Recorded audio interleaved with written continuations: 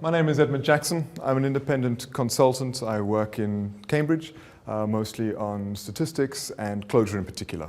I'm here to talk about logic programming. And it's very convenient to have someone to speak about probabilistic programming, because logic programming is probabilistic programming without all the uncertainty, basically is what it is. Actually, Andy just performed the unforgivable sin, which is make me want to actually download and install something from Microsoft, which is a very strange place to find myself, I tell you.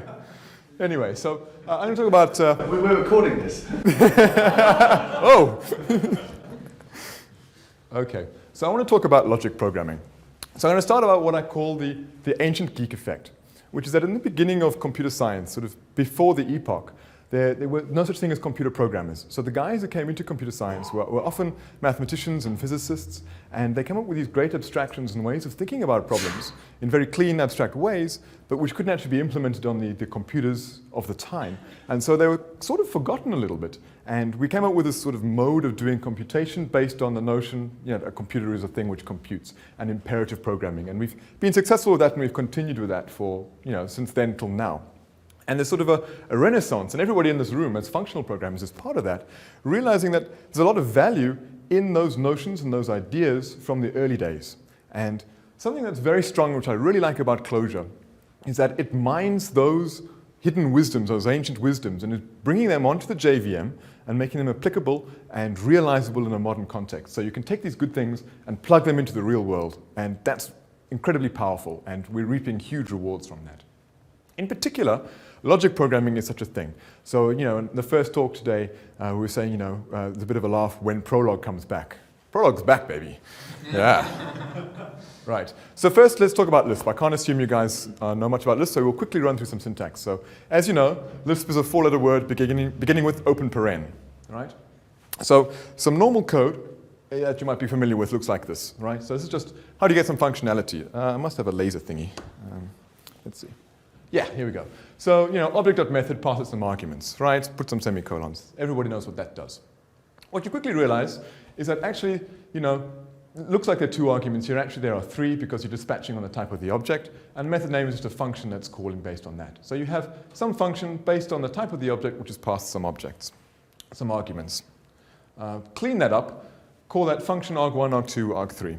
Then realize, actually, these things are just noise, so get rid of the semicolons and the spaces. And then, for symmetry, put the parentheses at the front. And now you've got Lisp, right? Easy stuff. So you just move from one to the other. Why do you want to do this, other than its pure and obvious aesthetic appeal, is that this is a data structure. So instead of programming a syntax, a string, you're programming a data structure, which means that you can process that thing with your language itself, and that gives you the ability to do meta-programming in a real and sensible sense. Now, that's, the fancy word is homoiconicity. There's more to it than that. You can represent any program as in a data structure. What makes Lisp so powerful for its metaprogramming is that the function name always comes first, so you have a regularity. So when you're writing programs that do metaprogramming, this is very easy to process. Okay, plug over. Again, it's functional programming, so when you execute this function, you get an immutable value that comes back. There's no side effects in general. It's proper functional programming. This style here, colon something, is just a keyword, so it's an automatically interned symbol that evaluates to itself. Okay, so some basic hello world Lisp. It looks like this. You have a function. As always, the function itself comes in the first position, and then you've got some arguments. So cons A onto the empty list gives you the value, which is a list containing just A, right? Cons B onto the vector containing A gives you a vector containing B and A.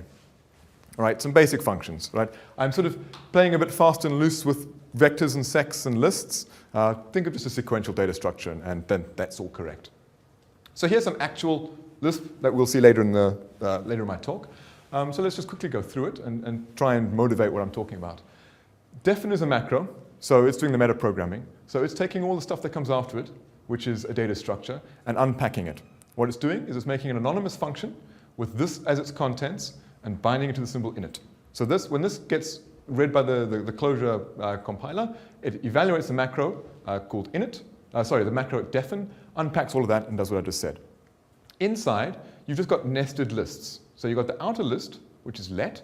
That sets up a lexical scope in which this symbol hint is bound to first of hints. So don't worry about what these mean. It's just the lexical scope, and we've got a binding between a symbol and some value.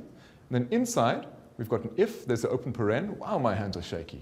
And there's the closed paren. And so if not, predicate, first value, second value. So you can see, although this big pile of parens at the end looks quite weird at first, all it is setting up a tree structure, which in itself is very clean and clear to understand once you kind of get used to it. Okay, enough of that. So logic programming, what is it? Probabilistic programming is a way of solving problems that involve uncertainty. So you declare what the problem is, you set up your variables, the distributions, and you say, solve this thing for me, give me the answers.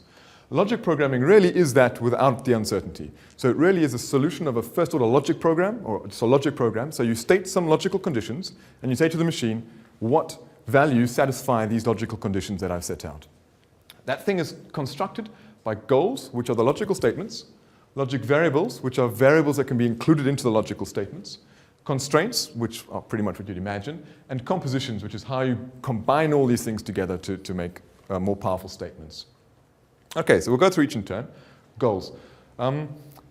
Right, so we saw earlier, this is normal Lisp syntax. You have a list, which has got a function in the beginning and some arguments. This is Clojure syntax saying one or many, so a function of many arguments, and it returns a result. A goal is written in the following way. It's just a function with some arguments that returns one of two particular values, succeed or fail. It succeeds if the relation here, okay, let me go back a bit. It's a function that returns two values, succeed or fail. Inside, we use a little semicolon, degree sign, to indicate that we're dealing with a goal rather than a normal function. There's no other reason for it, just a visual reminder when you're programming. And what this says is that there exists a particular relationship between the arguments I pass in, named by f. And if that relationship holds, then succeed S, and if it doesn't, return F. That's all. It's really an assertion over the arguments. That's all. So some examples. So if f is a particular function, which given some arguments gives a result, you can convert this to a relation as follows by saying there exists a relationship between these arguments and this result defined by the function f. And if that's true for the particular values that you pass in, it'll succeed, otherwise it'll fail. So an example of this would be something like cons. Cons A onto the empty list gives you the list containing A. Conso A onto the empty list, bring the value inside, is a list containing A. That succeeds. Because if you cons A into the empty list, you get the list containing A. So this is a logical assertion that is true. Right? So this goal will return succeed to say that's worked. Right. Some more, right? Cons B onto the list containing A. Yeah, you get the list BA. That succeeds because it's true. Cons C onto the list containing A is BA. Well, that's not true. That assertion fails. Returns fail. That also fails as well, right? So it's just a bunch of assertions which can be succeed or failing. Yeah? The domain of those assertions are? Anything. Any data structure in Clojure, yeah. We'll move on to some more interesting examples. But yeah, anything. Okay, so a goal is the most fundamental assertion in logic programming. It's a function which succeeds if the implied relationship holds. So you can build these things up. I'm using lists everywhere because it's just easier. So you can have something like rest O. So the rest of the list ABC is a list BC. That succeeds. And the vector ABC is a permutation of the vector BCA. That succeeds as well. A is a member of the list AB. That succeeds. And so you can see you can sort of build these things up in levels of abstraction to obvious and trivial statements. Okay, so that's kind of boring because we're just sort of making assertions with literal values. In order to get some wiggle room and get problems to be solved, we need to have some degrees of freedom, which you introduce through logic variables. So a logic variable is just a symbol, like Q, and you put it into your goal. So here I'm saying, okay, there's a thing Q, I don't know what it is, but when I cons it onto the empty list, I get the list containing A, right? So now I want to say, computer, tell me what is Q. And so you pass that to this run star function. So this is very much like dealing with a database engine. So if you're dealing with SQL, you've got a relational algebra engine in there. You construct a statement, you feed it to your SQL engine, and it comes back with all the data that matches. So you construct something, you send it to an engine, it comes back with the answers. Same story here. You construct a statement, you send it to the engine, which comes back at the answers. So this reads, find me all the values of Q such that when Q is cons onto the empty list, I get the list containing A. That's how it's read. And, like a good puppy, it'll return and say, well, Q must be the keyword A in order for that assertion to be true. You can put Q anywhere. Cons A onto the empty list gives me the list containing A. Cons A onto the empty list gives me Q. Well, Q must be the list containing A. Q can be inside there. Cons A onto the empty list gives me the list containing something. Q must be A, and so on and so forth. I'm using lists. You could make these maps. You can do what you want. Right, queries. So I'm talking about compositions now. Okay, so the basic statement is a logic, is a goal, and now you want to compose these things into queries to make more interesting logical statements. So saying more than one thing at a time. So let's start with member O, which is one of my favorite relations. So find me all the values of Q for which Q is a member of the list ABC. And this will return the vector ABC. That's not saying that Q is this vector ABC. It's saying that Q can be any of those numbers, any of those values, and satisfy this logical statement, right? Yeah. Here's another one. It can be all possibilities. Find me all the values of Q such that B is a member of the list ABC. Well, Q doesn't participate in this at all. So this succeeds, and therefore Q can be any value. The underscore indicates any value, and this is going to succeed. Now it gets interesting, right? Inside the logic engine in run, if you put multiple goals in series like this, they are composed in conjunction, so there's a logical AND put between all of them. So this says, find me all the values of Q for which Q is a member of ABC and Q is a member of BCD. So it's really just asking for the intersection of these two, so it'll return B or C, right? So things in series like this, logical conjunction. Okay, another example, blah, blah, blah. The third example, here's an interesting one. Find me all the members of Q, for which Q is a member of the list BC, and for which A is a member of the list BQ. Well, in order to satisfy the second one, Q must be A, right? But it can't be because it can't be a member of BC. So empty list. There's no value of Q for which this can be satisfied. Okay, so that's the first sort of logical operator you might want. Second one is disjunction, or. The way that's is done is using the operator condi. This sort of comes from the Lisp or the scheme inheritance that we have here. So if you put things into condi, they are composed in disjunction. So this says, find me all the values of Q for which this statement holds or this statement holds, right? In that case, find me all the values of Q for which Q is a member of BC or A is a member of this BQ. So these are the same two goals that I had in the previous slide, but they're just composed differently, right? So here it can succeed because it'll succeed if Q is BC from the first goal or A from the second goal. Right, equality. This is really unification. I'm sort of eliding a little bit. Unification is the underlying concept and principle here of how this actually works. But this is just a top-level how to use the slide presentation. So think about equality. Find me as all the values of Q for which Q is B. Well, Q is B, right? Nothing to say there. Disequality is the opposite. Find me all the values of Q for which Q is member of this BC, but Q is not B. So therefore, Q must be C. Right, so I'm just going through all the different operators just to give some sort of flavor for this. So far, we've only had one logical variable, so it's one degree of freedom in which we can make our statements. You'd like to be able to say more complex things, so you want to introduce other logical variables. So you introduce a lexical scope using the operator fresh, which introduces a new logic variable, which is initially unbound. So now I can use both Q and E in my statements. So find me the values of Q, such that Q is a member of those B and E is A. Right? So therefore, Q can be B or A, and that's satisfied. So this just gives me another axis along which I can make logical statements. Right. So all of this has been around in core.logic for a while. What's new is constraints. So the domains over which I can make those previous statements are pretty much anything. But a lot of problems have a sort of a numerical basis, and you can map them nicely onto numbers. And numbers have all sorts of implicit properties such as ordinality and comparability and all of the algebra, addition, subtraction, which you'd want to use for describing several problems. So something like ordering in time, ordering in space, perhaps laying out something. You'd want to use numbers to represent that because that's the actual domain. So there are some new extensions to core.logic called the C-canon extensions, and they allow you to do that. So you specify a domain, 1, 2, 3. So your logic variable must come from that domain. And you say that by saying in finite domain Q, and you set the domain 1, 2, 3. When I first read this, I thought this was infinite domain, but no, it's infinite domain, which is a rather different thing. Right, so find me all the values of q for which q is in the finite domain 1, 2, 3, and it returns 1, 2, 3. Okay, so that's quite dull. But what you can now say is, okay, introduce two more logical variables, a and b, and say both of those are in the domain 1, 2, 3. So either of them can be 1, 2, 3. And now say q is the variable such that when I add, so plus fd, when I add a and b, I get q. So what's q? Well, q can be either 2 to 6, because a and b can each independently be from 1 to 3. So if it's, both of them are 1, you get 2. Up to the top where both of them are 3, and you get 6. Right? And so this logical operator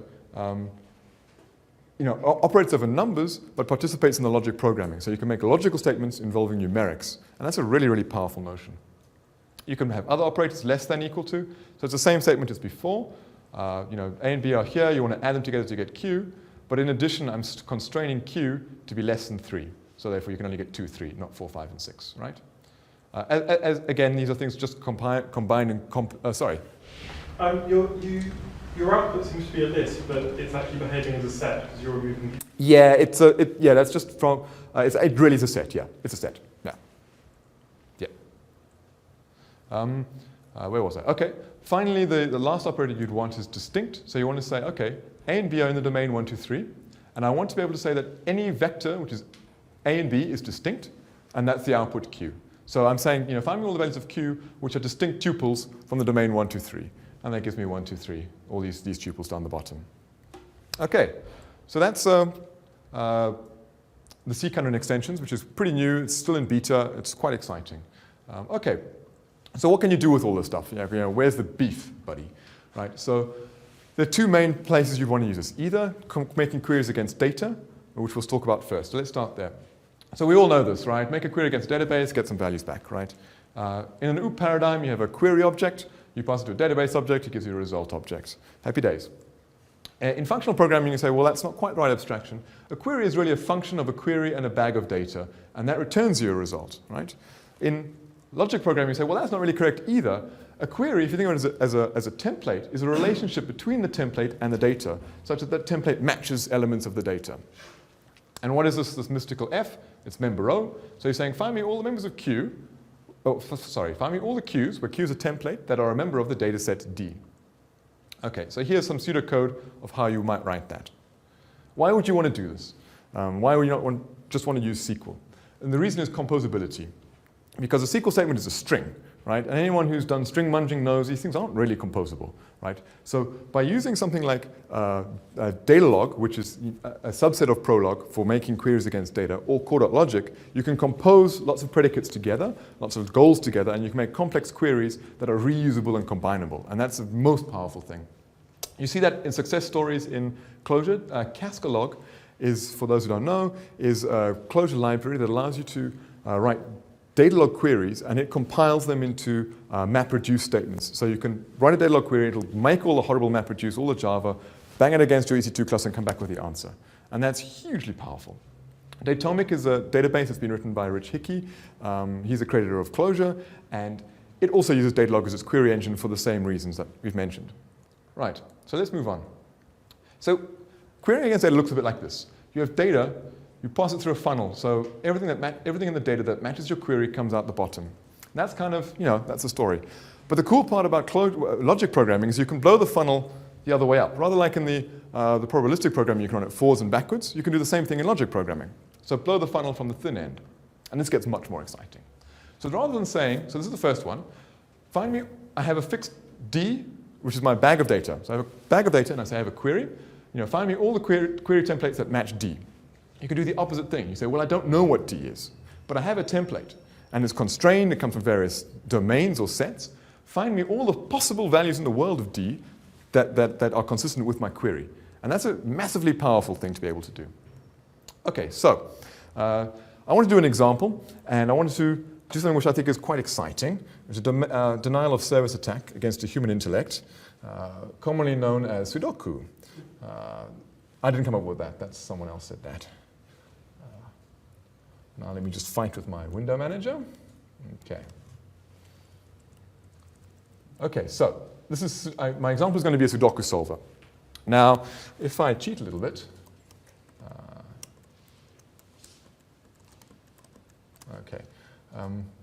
On my screen, it all fits into one line, into one screen. But here it is in just a little bit more than one screen on the projector. So I'm going to go through this step by step. If at any point you don't understand, please just stop me, and I'll try my best to explain. Full disclosure, I didn't write this code. It's written by Dave Nolan, who's actually the author of the core.logic engine. And the reason I'm including it is that I read a lot of code, and this is like my favorite code that I read the whole year. It's just beautiful stuff. So let's start up. Let's first see what we've got. So here's my call to the function at the bottom. I'm going to sit down for this. Okay, so you have something that looks like a Sudoku grid. So this is my data set that I'm passing into my function. Everywhere I've got a 0 is like an empty space on the grid that I copied from the newspaper, and 3 is a number that they've given me. So I have my data structure that I pass in. Okay, I construct it. It's just a vector of 81 numbers. Right? So this is always core to most things you do in Clojure, and particularly in logic programming. Start with some data, munge on that. Right? Then I pass it into my Sudoku solver. Right? So now I can execute that if it's set up. Yeah? And you can see in the mini buffer at the bottom, it's returned 81 numbers. Right? That's not particularly useful because it's not set up very nicely. So if we set up in rows, I've just partitioned that long list of 81 numbers into rows of 9. So each of these, sorry, I'm pointing with my finger. This is the whole answer, right? Each of these is a row, so it's a row of 9 numbers, a row of 9 numbers, a row of 9 numbers. And it's the solution to that Sudoku puzzle, right? Let's see how it did it. Okay, here's the whole thing, right? From a top level, what you're doing in the beginning is we're setting up some handles over the data. So I'm taking my data and I'm slicing it out in various different ways in which I'd like to make statements about it. I'd like to think about it in terms of rows, columns, and the squares. And then I apply some rules over that. So first pull out the rows, the columns, and the squares, as I said, and then apply the logical statements. So firstly, every G is like map. So what it says is take a collection of logic variables and ensure that the logical goal passing the second argument as the first argument succeeds for every one of them. So it's like map, but with logic, right? So what I'm saying is for each of these vars, actually, let me rewind a little bit. Vars, so you pass in hints. That was the grid that I gave it originally. And vars is the answer that I want to come out the bottom, right? So it's also going to be 81 numbers. So I set up 81 logic variables. I initially know nothing about them, so it's just a constructor. So this constructs a vector. Let me do it. Of 81 logic variables. So that's the vector at the bottom, right? The 81 of them, I know nothing about them. And now, what I'm saying is that each one of those logic variables, sorry, let's use this again. Each one of these logic variables in vars, as 81 I just showed you, is in the domain 1 through 9, right? Because that's, in order for it to be Sudoku, they all have to be between 1 and 9. Then, the next function down is init, vars to hints. So what this is saying is for those numbers where I don't have a 0, where I have a 1 or a 2 or a 3, take the logic variable and put it into the ground state that matches that. So like I know logic variable number 3 is a 5 because that's a real number. And then put the constraints on the system. So for every row, ensure that all the numbers are distinct. That's for every column, ensure all the numbers are distinct. For every square, ensure all the numbers are distinct. And that's really just a statement of Sudoku, right? I haven't had to do very much. I just said, these are the rules of this thing, and solve it. So solve me the problem that does that, right? So let's dig in a little bit. Where shall we start? Let's see. Who wants to see what? Where do you want to start? Where? Init. All right, let's start with init. Okay, so, very English of you, thank you. Init is setting all of the logic variables for which I know something to the ground state that's passed in. So to remind you, hints is this vector here of 81 numbers, right?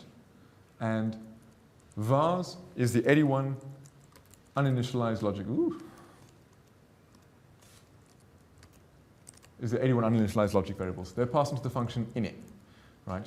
And so this is the core logical thing. So what it does before I talk about it, I'm going to say how it works so you have some clue. So what it does is it steps through the passed in hints and the 81 uninitialized logic variables, and it recurs over that. So it takes a head of it in each case, does some logical on that, pops it off and goes to the next one, and it iterates down all 81 of them until it gets to the end. So what it's doing is when the hints has a ground value, like a 2 or a 3 or a 4, it unifies the logic variable with that number, and then pops it off and goes to the next one, and composes a big logical statement that is that operation. So let's go through how it does that. Okay, so because it's recurring, it wants to check that the sequence of vars is not yet empty. So that tells me when I'm done. So when the recurred in value of vars is empty, stop. All right? Otherwise, get the first hint off. So this is my lexical scope hint. Take the first value from my hints vector, call it hint. All is just a composition that ensures that all the goals have to succeed. So it's just it's just succeeded. It's amazing when you talk like on camera, you just can never get a word out. Okay, so all it does is ensures that all of the goals succeed. So it's like Condi, but without any bindings. Is it Condi? No, it's like fresh without any bindings. What am I saying? Right.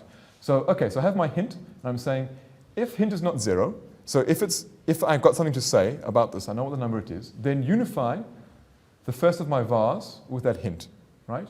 And succeed. Otherwise, okay, unifying the vars with a hint. If it's not 0, sorry, if it is 0, if it is 0, then just succeed. Because I've got nothing to say. Because if I've passed in a hint of 0, I just want the thing to succeed because it has no impact on my logical statement. And then once that's finished, recur, so call init again with the rest of vars and the rest of hints. Okay? So let me go through it one more time because these things always take a little time to figure out. It's recurring over 2 vectors, hints and vars. Hints are the numbers, 0 through to 9. 0, if I don't know what it is, a real number. 1 through to 9 if I do. And vars are my uninitialized logic variables, 81 of them, right? I check in the beginning if vars is empty, because I'm recurring through, chopping the sequence down by 1 every time. If it is empty, stop. So that just succeeds. If it's empty, succeed. If it's not empty, pull off the first variable in hint, and then say, if hint is 0, then, if hint is not 0, then unify the appropriate logic variable to that number. If it is 0, just succeed anyway. And then once that's done, recur. Right? Is that people getting that? More or less? Yeah, cool. Okay, so that's the core of the algorithm right there. The rest of it is really just data munging. So given that I'm running massively under time, because I tend to speak too quickly, let's talk a little bit about how the Clojure pulls out the rows and the columns, because that's what it's all really about. So vars is a sequence of 81 numbers, right? So that's 0 to 82, no, 1 to 82. So instead of dealing with a vector of 81 weird-looking L vars, let's just think of numbers. These are just the positions in the vector, right? So how do you process this thing in Clojure to put out the rows? That's this statement over here, right? And it's really simple. So first I want to make it rows, so partition 9. So take that sequence and make partitions of length 9, which you see over there. Okay. We actually want these to be as vectors because one of the other functions indexes by row and column number. So these are currently as sequences. So then we just turn them all into vectors. So map vec.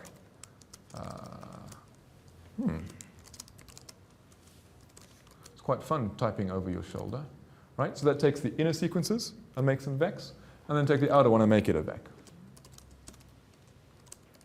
So now it's a vector of vectors, so we can deal with it. And that's just using normal Clojure. There's no core logic in that at all. It's expressed over here using this threading macro, and all that does is it takes a value, it evaluates it, and then passes it in the tail position of the next list. So, vars is the equivalent of my range 1 through 81, evaluates it, passes into partition 9 in the last position, takes all of that, passes it into the last position of mac vec, giving you this, takes all of this and passes it into the last position of vec, giving me the whole thing over there. So it's just a way of, instead of having these nested structures that drive non-Lisp crazy, writing it sequentially. So you can see, take my variables, partition them into 9, turn the rows into columns, turn the vectors into columns, right? And similar operations give you the columns and the squares, but unless anyone's particularly excited about hearing how that works, we can talk about it offline.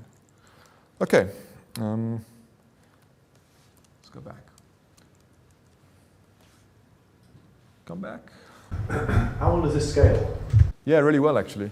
Yeah, it's built to scale. So, I wouldn't try and pass millions of vectors into this, and I wouldn't try and solve all of the 10 to the 20 Sudoku puzzles using this, but yeah, it's very, very fast and scalable in terms of the size of the things you can process. Yeah.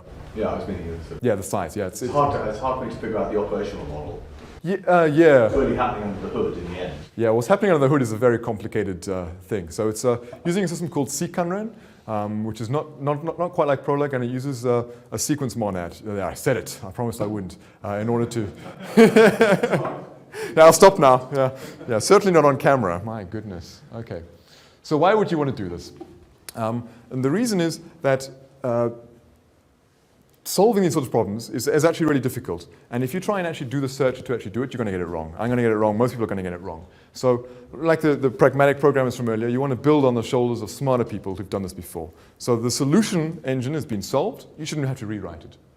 So all you want to do is make the statements that set up your puzzle and then pass it in. Again, it's like SQL. You don't want to write your indexing and your tabling and your joins and all that kind of stuff yourself. That's ridiculous, right? Write the statement, use the work of somebody else to do it. So if you have a program that looks like this, then this is the way to solve it. Which sort of puzzles or problems can you solve like this? Well, anything involving orders or space or time or numbers, and you have a problem without uncertainty, right? So uncertain problems like from the probabilistic programming earlier just don't apply. It has to have a fixed number of solutions without any sort of uncertainty. Okay, so relations, when you're describing data and you have finite sets of things. The key thing here is to be able to map your problem into a data structure, and then you can infer and imply relationships between the elements of that data structure, and then this thing becomes very powerful. Okay, so as always, some books. Cunren, which is the underlying system here, is written by Bird and Friedman. In Scheme, the book on the left, The Reason Schema, is like an LSD trip into understanding this stuff. I thought I'd lost my mind when I was reading this, but it's really, really good. Once you get it, it's great. There's not very much literature on Cunren itself. Most of it's Prolog-based, and I think The Art of Prolog is a good book for that. In terms of talks, Dave Nolan speaks really well and has spoken several times about core.logic, and so look up anything of his on the internets. Okay, that's me. Thank you.